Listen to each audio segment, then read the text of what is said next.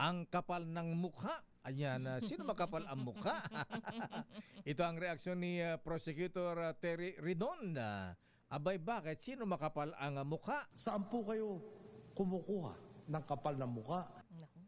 Alamin natin, Mr. President, kay RS number 12, Milky Sikoya Rigunana. Milky, please come in. Lakayateya inatasan ng Office of the Vice President at Department of Education nang ito'y pinamumunuan pa ni Vice President Sara Duterte ang Commission on Audit na audit query na lang sa halip na Audit Observation Memorandum o AOM ang isumitin nila. Ito ang testimonya ni COA Auditor Roderick Wamil nang humarap sa witness stand sa impeachment trial ni Vice President Sara Duterte sa Article 1 o Confidential Fund. Ayon kay Wamil, September 2023 nang may pag-meeting sina Atty. Zuleika Lopez at noon ay DepEd spokesperson Michael Poa sa mga opisyal ng COA.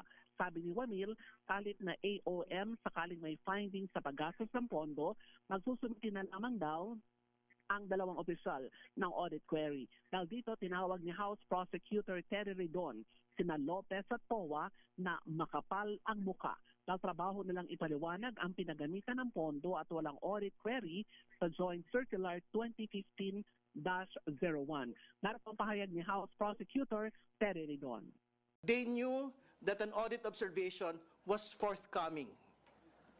Pero let's have a meeting, baka pwede naman audit query na lang. Kasi audit query po, from the name itself, ibig sabihin it is preparatory to an audit observation memoranda. Ibig sabihin, wala pa ho tayong actual observations ng maling paggamit, irregular po na paggamit. So, the meeting itself is actually irregular. Katulad na sinabi ko kanina, it is improper makapal yung mukha nung pong mga tao na nag-request po nito.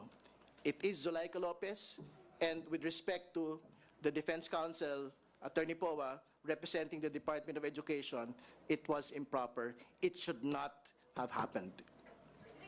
Binigyang din pa ni Redon mandato ng COA ang mag-issue ng AOM kapag may nakitang kakulangan o kwestiyon sa paggamit ng pondo at ito ay dapat sundin ng lahat ng mga nasa gobyerno. Naniniwala rin si Redon na questionable ay pagpulong ni na Lopez at COA sa mga opisyal ng Commission on Audit.